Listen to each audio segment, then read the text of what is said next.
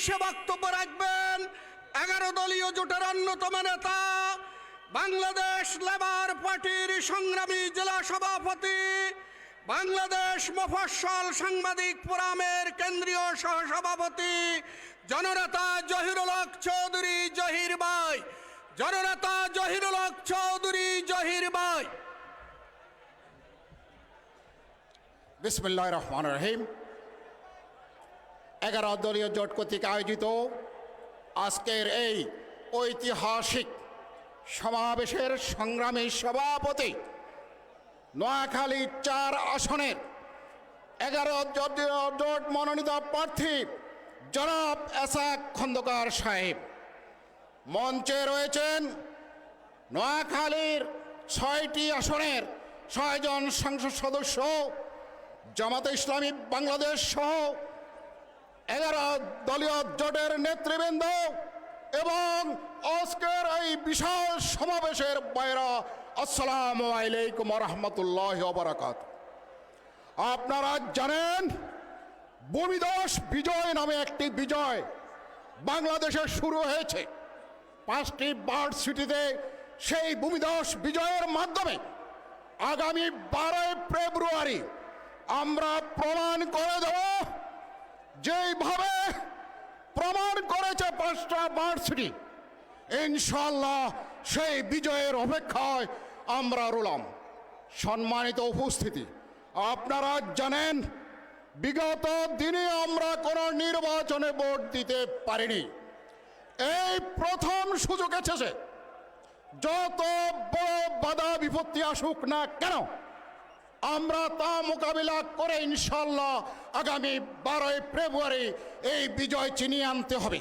ভোটের ক্যানভাস মিথ্যে বলার একটা অজুহাত। আমরা বলবো সত্য সমাগত, মিথ্যা বিতাড়িত। বাংলাদেশে ইনসাফ কায়েম হবে ইনশাআল্লাহ।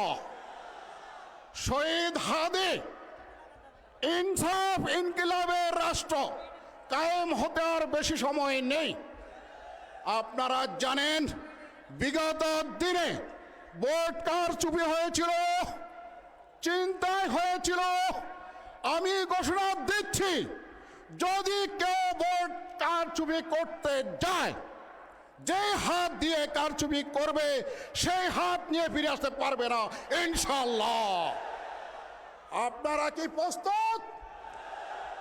বাঙালি দীর্ঘদিন ইনসাফ দেখেনি, আগামীতে ইনসাফ দেখার জন্য অধীর আগ্রহে আমরা অপেক্ষা করছি। আমরা 11 দলীয় জোট, আপনারা জানেন, বিগত ফ্যাসিস্ট সরকার আমাদের 11 জন ভাইকে শহীদ করেছিল। তারা পালিয়ে দেয়নি, তারা ফাঁসির দড়ি গলায় নিয়েছে। আমরা তাদের সৈনিক। আমরা 11 দল এই শহীদদের বাকি যে কাজগুলো রয়েছে, আমরা আগামীতে তা এগিয়ে নিয়ে যাওয়ার জন্য শপথ করেছি। আপনারা কি শপথ করবেন? হাত তুলে দেখান। এই বাংলায় আর কোনো ফ্যাসিস্টের চাই হবে না ইনশাআল্লাহ।